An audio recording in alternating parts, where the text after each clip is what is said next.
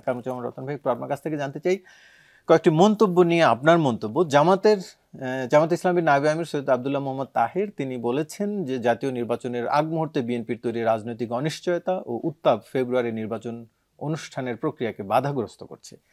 অন্যদিকে বিএনপির ভারপ্রাপ্ত চেয়ারম্যান জনাব তারেক রহমান বলেছেন দেশে প্রতিনিয়ত একের পর এক নিত্য নতুন শর্ত জুড়ে দিয়ে গণতন্ত্র উত্তরণের পথকে সংকটাপন্ন করে তোলা হচ্ছে। পরস্পর বিরোধী অভিযোগ, আসলে ভোট নিয়ে কোনো সন্দেহ আছে কিনা? ধন্যবাদ আপনি এবং আমার সহ আলোচক বৃন্দদের। বাংলাদেশের রাজনীতির এখন একটা ট্রান্সফরমেশন চলছে আমি মনে করি। আমাদের একটা সফল গণঅভ্যুত্থানের পরে আমাদের লক্ষ্যবস্তু ছিল কিন্তু একটা গোলবার। এখন আমরা নিজস্ব আঙ্গিকে নিজস্ব চিন্তা চেতনায় ক্ষমতায় তো অবশ্যই জনগণের ভোটে আমরা যেতে চাবো। তো এই প্রতিযোগিতায় আমরা নিজেদের মধ্যে কাদা ছুঁড়েছি বলবো না, আমাদের নৈতিকতার প্রশ্নে, বিভিন্ন আদর্শিক প্রশ্নে এবং কৌশলগত বিভিন্নভাবে আমরা একজন একভাবে গায়েল করার জন্য আমরা প্রতিপক্ষ না, এটা মতানৈক্য এবং কিন্তু মতবিরোধ নয়। আমরা এই জিনিসটাকে আমরা নিজেদের মতো করে আমাদের নিজেদের আঙ্গিকে আমরা এর সুফলটা আমরা গড়ে তুলতে চাচ্ছি। তো এইখানে স্বাভাবিক সব দলের সাথে সব দলের একটা মতাদর্শের বিশাল একটা পার্থক্য আছে। সেইখানে আমরা মনে করি তারেক রহমান বিদেশে বসেও বাংলাদেশের প্রতিটি সংবাদদের সাথে, প্রতিটি ইনফরমেশনের সাথে উনি কিন্তু সংযুক্ত।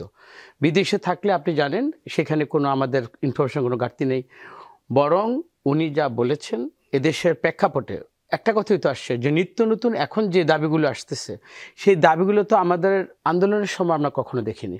এবং যখন নির্বাচন জাতীয় ঐক্যমত যখন কমিশন গঠন হলো 15ই ফেব্রুয়ারি থেকে, আপনি খেয়াল করে দেখেন আমাদের কিন্তু অনেক নন ইস্যুকে এখনকে ইস্যু বানিয়ে আমাদের মধ্যে অনৈক্যর মাধ্যমে এখন একটা সুর উঠাচ্ছে যে আসলে নির্বাচনটা হবে কিনা। সেই ক্ষেত্রে আমি বলি জামাত ইসলাম এখন যেই দফাটাকে সামনে আনতে চাচ্ছে যে জাতীয় নির্বাচনের আগে গণভোট দিতে হবে।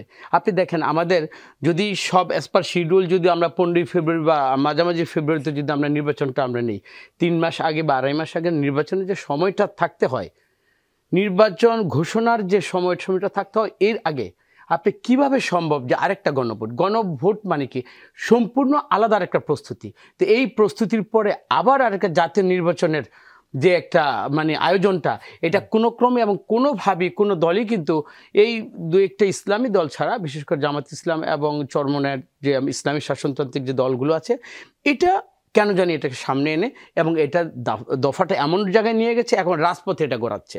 আচ্ছা আপনি বলেন, রাজপথ তো কারো একক তো ইজারা দেওয়ার জিনিস না। আর যেখানে আলোচনার টেবিলে আলোচনাটা হচ্ছে, আচ্ছা জাতীয় ঐক্যমত কমিশন একটা প্রস্তাব দিয়েছে, তো সর্বশেষ কি প্রস্তাব দিয়েছে? প্রস্তাব যতগুলি হয়েছে একদম সবাই মিলেই এই প্রস্তাবগুলো দিয়েছে। এইটা দেওয়ার পরে কি বলেছে, এখন আমাদের যে প্রধান উপদেষ্টা তার টেবিলে গিয়েছে, উনি তো সবাইকে নিয়ে আবার আলোচনা করবে।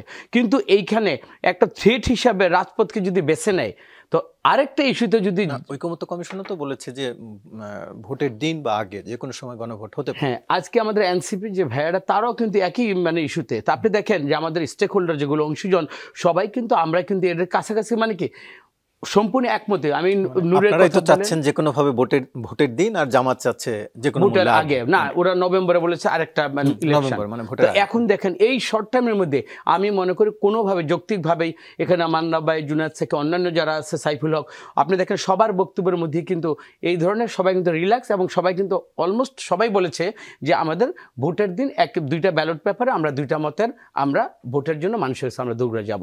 তো সেই ক্ষেত্রে এরকমের অল্প দিনের নোটিশের আগেও গণভোটের নজির আছে, সেই উদাহরণটি আসলে তো বাংলাদেশে তো আমরা তো বড় বড় আমরা তো গণভোটের আমরা দেখেছি। কিন্তু দেখেন ইস্যুগুলো দেখেন, এবং সম্পূর্ণ ইস্যুগুলো কিন্তু সেপারেট ইস্যুতে ছিল। জাতীয় নির্বাচনকে সামনে রেখে বিগত দিনে যতগুলো আমরা ইস্যু দেখেছি, সেটার সাথে জাতীয় নির্বাচনের দীর্ঘদিনের যে কাঙ্ক্ষিত ন্যাশনাল ইলেকশন যেটা হবে, এইটার সাথে অ্যাকোমোডেট করে কিন্তু আমাদের ওই ইলেকশনগুলো ছিল না। টাইম ফ্রেমটা কিন্তু সম্পূর্ণ ডিফারেন্ট ছিল এবং ইস্যুগুলো কিন্তু দেশের এই পরিস্থিতি সামগ্রিকভাবে কোনো কারণে আজকে জনাব তারেক রহমানের বক্তব্য শুনেও তিনিও কিছুটা শঙ্কার কথা আসলে মনে হচ্ছে, এক ধরনের সুর। আপনারা কি সেরকমের কোনো কিছু দেখেন? না, আমি যদি ফেব্রুয়ারিতে না হওয়ার কোনো ধরনের শঙ্কাটাকে সামনে আনি, চেষ্টা আছে এরকম মনে হচ্ছে। চেষ্টা, উনি যখন কথাটা বলেছেন, ইনফরমেশনগুলো উনি নিশ্চয়ই আমার চেয়ে উনি ভালো জানবেন। তা আমি মনে করি শঙ্কা যখন আমি ওনার মতো এইরকম দায়িত্বশীল ব্যক্তি আমার দলের অ্যাক্টিং চেয়ারপারসন যখন কথাটা বলেন, নিশ্চয়ই ওইটার ভিতরে কোনো ম্যাটেরিয়ালস কাজ করতেছে এবং ইনফরমেশন ওই অনুযায়ী কথা বলে। তবে আমি বলি, বাংলাদেশের 17 বছরের ভোট না দেওয়ার যে যন্ত্রণা, এরপর যদি কারো অবহেলায় নয়, কোনো কনস্পিরেসির কারণে যদি ভোটটা পিছিয়ে যায়, এদেশের মানুষের এবং এই দেশের গণতন্ত্রের ভাগ্যের আকাশে আমি মনে করি স্বাভাবিক কোনো ঘটনা যদি না থাকে, স্বাভাবিকভাবে যদি আমি গণতন্ত্রকে বাড়তে না দিই, আমার মনে হয় সেইটা কারো কাঙ্ক্ষিত না। এবং তারেক রহমান আশঙ্কা থেকে বলেছেন, বাট নট শিওর, মানে একটা আশঙ্কা করতেই পারে।